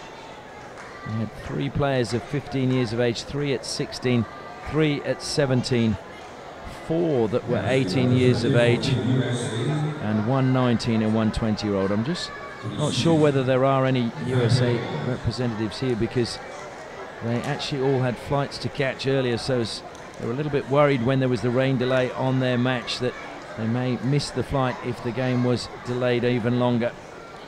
So I'm sure that award is being collected on their behalf and will be passed on to them in due course. And now move on to the man of the match in the final.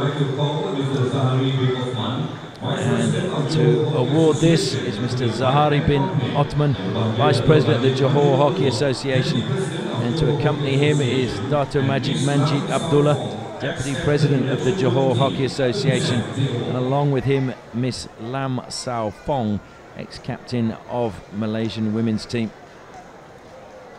who has had an operation on her knee, so that's why she's moving just a little bit slower than the gentleman going ahead of her. And the man of the match in the final goes to, from Australia, Nathaniel Stewart in the heart of the defence. Well, how prophetic were his coach's words at the Southwest Sydney Sports Academy. Jerry Knights, who said he was a star in the making. I'm sure they'll be celebrating at the MacArthur Skylarks Hockey Club, as Nathaniel Stewart is one of their own, and he is being presented with the Man of the Match award in the final. It will be something that he will relish, no doubt.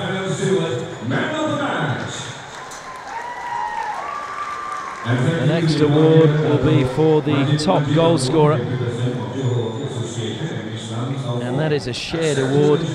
So we've had two players level on that, Dilpreet Singh and Nathan Ephraim's, both getting 9 goals each in the tournament. And to present them with their awards will be the Mayor of Johor Bahru, Deputy President of the Johor Hockey Association, Tuan Haji Amran bin Abdul Rahman.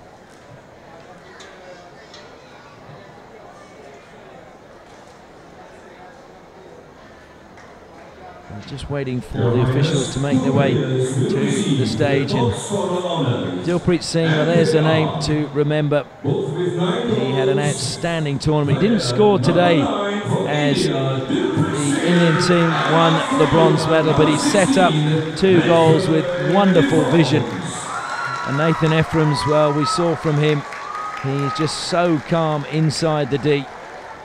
And he managed to get a goal today to pull him level with Dilpreet. So a great performance by both of these players. 9 goals in 6 games is good in anybody's book. And Nathan Ephraim's, again, he will be very pleased with that, and they'll be very pleased back in Victoria as he picks up that award. Nathan Ephraim's, who goes to the Victorian Institute of Sport, and his mother Petra, who is, as he says, a crazy hockey fan. She'll be pleased that there's another trophy for the cabinet. Now we go to the top goalkeeper in the tournament, and it should be fairly obvious who's won this one because he was in the team of the tournament, and Chris Weifer of Great Britain will be the man to wake forward for Great Britain.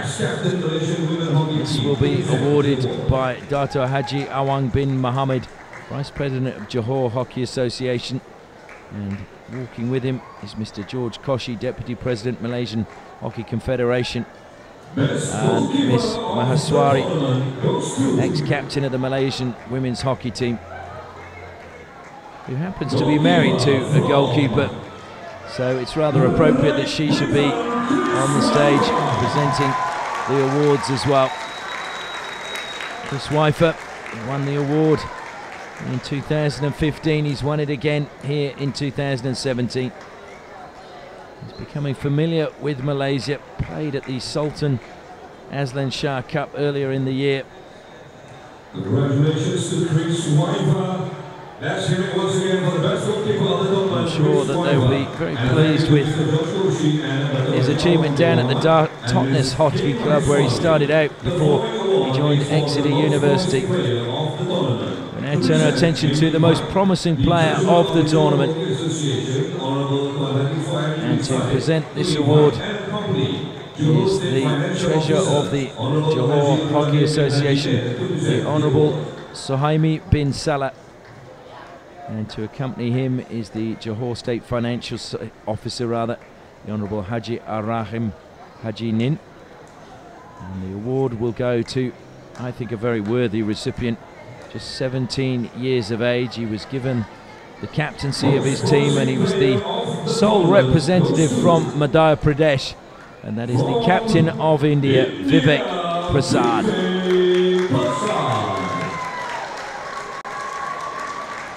I think we're going to hear a lot more about this young gentleman, just 17 years old, but he showed a maturity beyond those years in this tournament.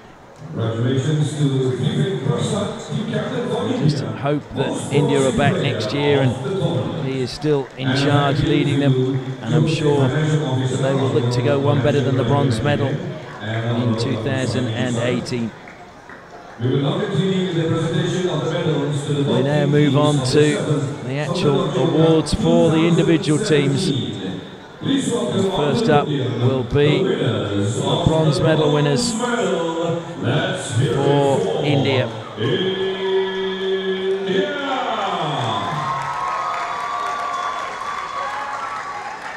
So the Indian players, as we just run through their team lineup as they make their way up: Mandeep Moore, Pratap Lakra, Pankaj Rajak, Harmanjeet, who again was in great goal scoring form, Vishal Singh as well, Roshan Kumar, Dilpreet Singh, Maninder, who again is a player to look out for, great dribbling skills, Sanjay, and then we had in goal Shankar, Abhishek, Vishal Antil with 2 goals today, Varinder, who showed great awareness in defence, their captain Vivek Prasad, Suman Beck, and then there was Sukhjit Singh and Rabichandra Morangtam, the only boy from Manipur, and Shilanand Lakra, and of course their coach Jude Felix is not here, and he's had to fly home because his mother is critically sick in India, and our thoughts go out to him and his family, and we hope that he gets home in time to see his mother. Please put your hands together once again for the bronze medalist, India. So next up will be the silver medal winners. So we're just seeing now all the players receiving their medals. Dilpreet Singh, Maninder Singh, Sanjay, goalkeeper Sultan Shankar, Just move along the line. Presenting the medals are the State Secretary of Johor, the Honourable Dato Haji Azmi bin Rahani, accompanied by the Mayor of Johor Bahru and Deputy President of the Johor Hockey Association, Tuan Haji Amran bin Abdul Rahman.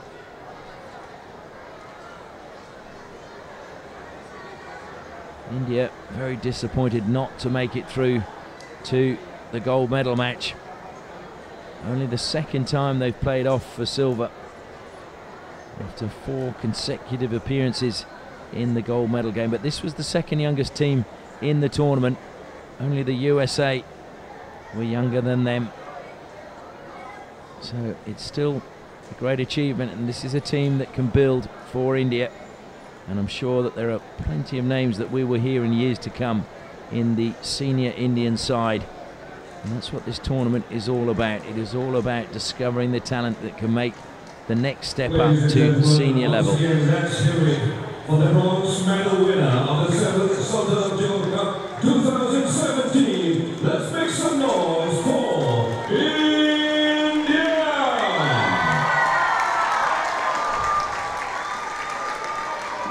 They're just posing for the photographers now. Now it will be time for the silver medalists to come up.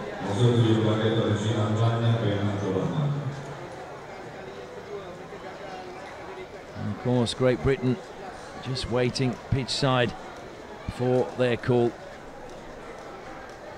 The winners of the silver medal. So Great Britain now will make their way forward onto the stage.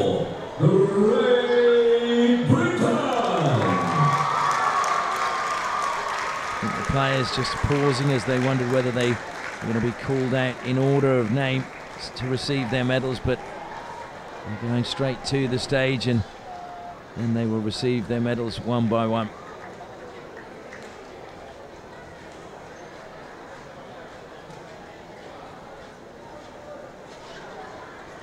Disappointment, never nice to lose a final, but Great Britain played some great hockey here in the tournament. And to present them with their medals will be the Executive Councillor for Youth, Sports, Culture and Heritage, Dato Zulkarnain Kamizan, accompanied by Dato Majid Abdullah, Deputy President of the Johor Hockey Association. They make their way forward to the Great Britain players. Jack Waller on the end at the left-hand side. What a player he is, and what a future he has in the game.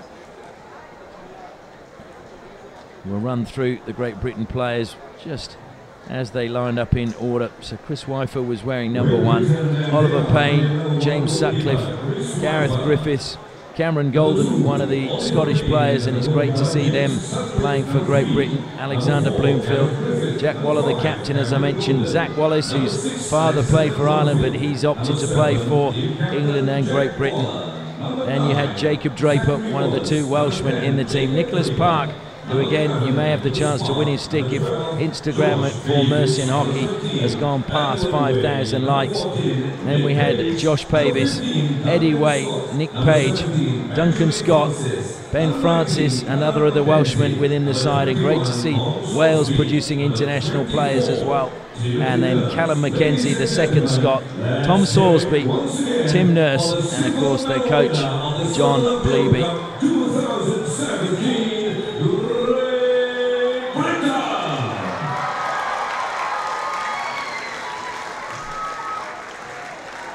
Once again, Great Britain, they were posing for the photographs, but the players have already left the stage. I think they're going to have to come back for one photo, just calling them back at the last minute.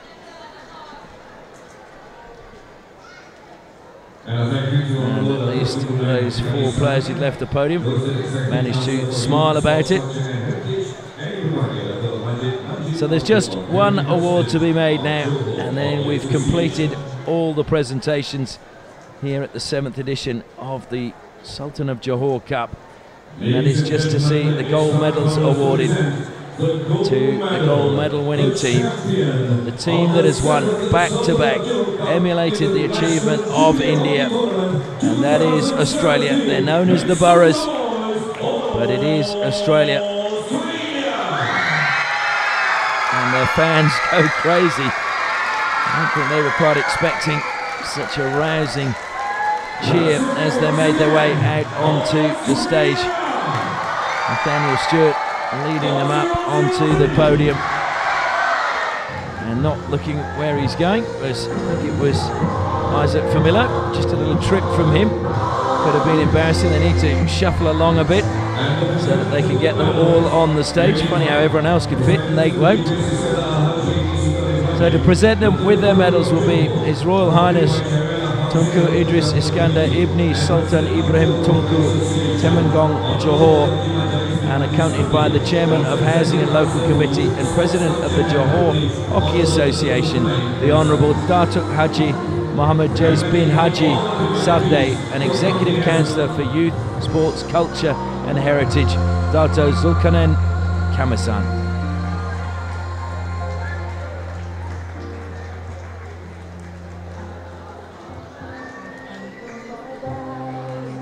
Jay Stacey on the end. Well, he's had plenty of medals in his time as a player, but it will be the players, I think, getting their medals first. Jay Stacey I think they're just checking that there aren't enough medals. Are there going to be enough medals for the coaching staff and the players? Brent Livermore gets his medal, and now it is the turn of the players. And for ease, I'm just going to run through the players that won the final 2-0 against Great Britain. Ben Staines, Damon Stephens, Matthew Finn, back-to-back medals for him. Nathaniel Stewart, man of the match in the final. Lachlan Buzzico, they'll be really happy for him back home in South Australia. Dylan Martin, Jacob Anderson, Andrew Scanlon, Nathan Ephraim's, who was also the top scorer in the tournament.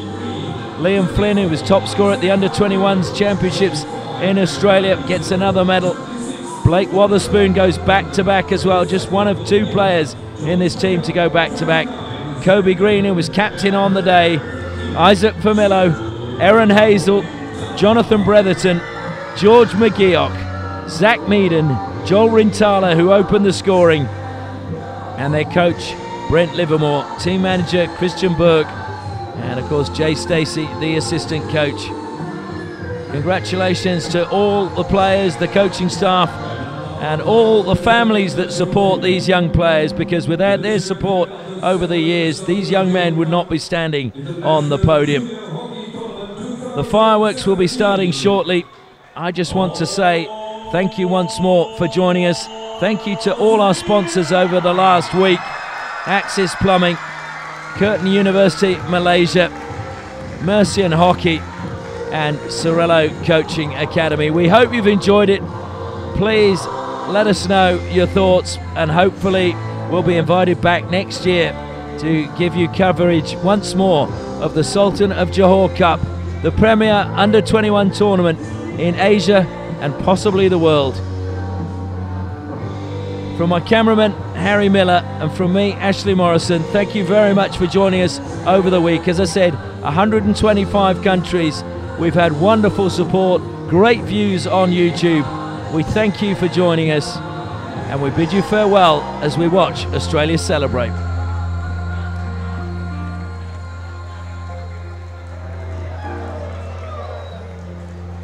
Well, ladies and gentlemen, that was the end of the medal presentation for the Sultan of Johor Cup International Junior Hockey Tournament 2017.